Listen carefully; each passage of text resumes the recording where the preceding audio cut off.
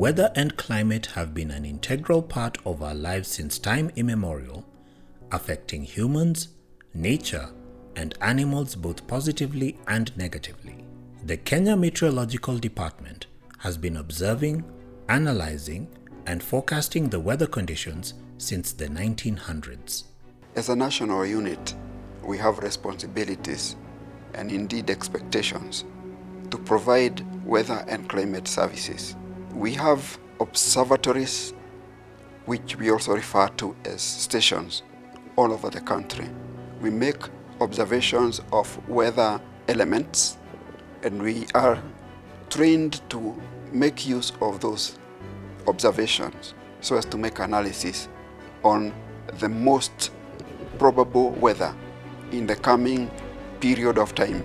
The National Meteorological Center is responsible for producing all the forecasts in the department and hosts numerous meteorologists who constantly analyze meteorological data and produce forecasts at different time scales. Short time scales are daily forecasts, then we have medium scales which produces weekly, and then the monthly and seasonal forecast. The forecasting involves three major processes, that is data collection, analysis, and dissemination. This is the enclosure where we put our meteorological instruments that we use to measure the weather parameters, which the data we use for the forecasting office.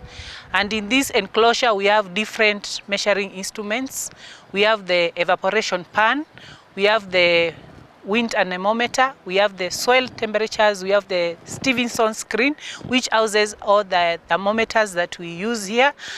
And we also have the sunshine recorder, where we get the sunshine hours. This is where we get the raw data which is used for forecasting.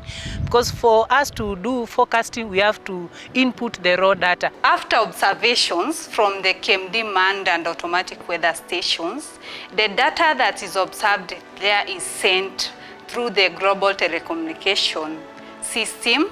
Then from there, these are the products, the outcome of the observed data from the observatories and automatic weather stations.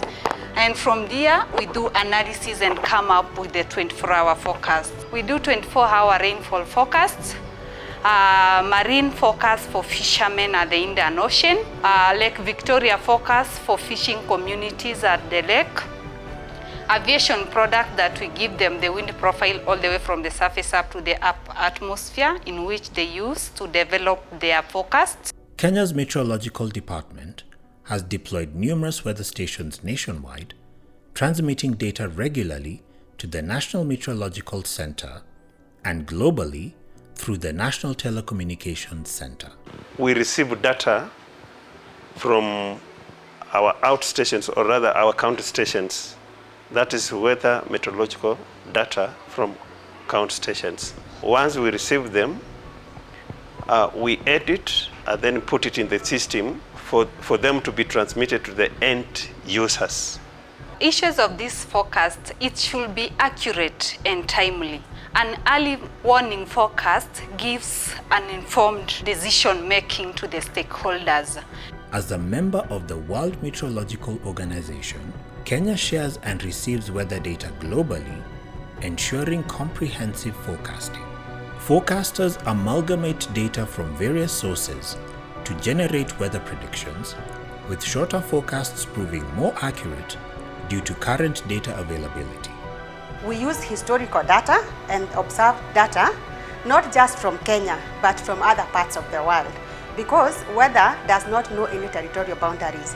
What happens in other parts of the world also influence weather in our country. For example, the just concluded El Nino rains, that is the October to December 2023 season, was highly influenced by the El Nino phenomena that occurs over the Pacific Ocean. So basically, we have to include data not just from KMD, but from other parts of the world. Once we receive this data, that is both the observational and historical data, we feed this data into computer models known as the global climate models.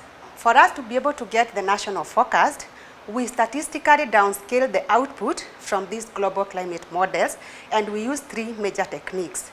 The first technique takes care of the effects of the local factors that influence weather in our country. And by the local factors, here I am referring to the water bodies, especially the Lake Victoria and the Indian Ocean. And for topography, we are talking about the highlands and the lowlands of this country. The other techniques looks at the influence of the Pacific Ocean in the rainfall of our region.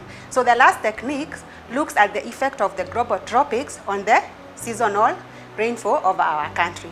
So this statistical downscaling takes approximately 1 week. So then, after that, after analyzing and downscaling, we're able to come up with a national forecast. We do ozone and air pollution monitoring.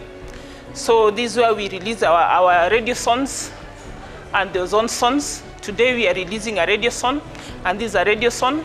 A radiosonde is used to measure the upper air levels, temperatures, pressures, the wind direction and speed, and the relative humidity. And the ozone sonde is used to measure the upper level vertical profile of the ozone. It goes to about 35 kilometers high. And it gives us the values of the ozone at the upper levels. We present this forecast to climate sensitive sectors through a forum that we call the National Climate Outlook Forum. This forum brings together producers and users of the climate information. So during ENCO, technical experts from these climate-sensitive sectors develop impacts and advisories based on the forecast that we have produced. And then these advisories and impacts are incorporated into the forecast. At the National Climate Outlook Forum is also duplicated at the county level, where the same sectors are invited, but now at the county level, to ensure that the last mile user is involved in preparation of these impacts and advisories. After we release both the national and the county forecast, it is disseminated to ministry, departments, and agencies, non-governmental organizations. We disseminate this forecast basically through email. We also use the media, print media, the TV, the radio, and we also use social media to disseminate this forecast. Additionally, Kenya Meteorological Department hosts the Institute for Meteorological Training and Research, a WMO regional training center which trains and builds capacity for individuals interested in studying the science of meteorology. The goal of the IMTR is to train technical officers on how to observe weather phenomenon, to obtain accurate data, analyze it, and disseminate it to the National Meteorological Center. One main reason as to why we train is to ensure that the staff or the personnel in meteorology are giving quality data for quality analysis, which leads to quality products. The World Meteorological Organization is very much concerned about standards and the quality of the products that we produce. And therefore, one thing that they usually ensure is that all the institutes that train meteorology are accredited by them. And therefore, this is one of the institutes that is accredited by World Meteorological Organization.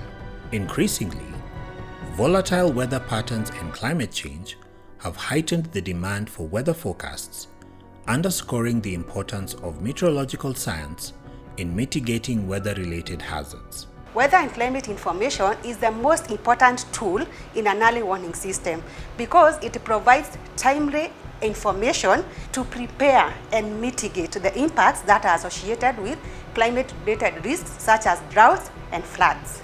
Despite the challenges inherent in long-term forecasting, advancements in technology continue to refine accuracy, bolstering society's resilience against weather-related risks. We are all aware that we are working in a science that is changing, and under us are researchers that also need to be guided. So we make provision for very many things, including the forecasting models that are in use the world over, so that the advisories that we issue are as sound as can be, even in terms of accuracy.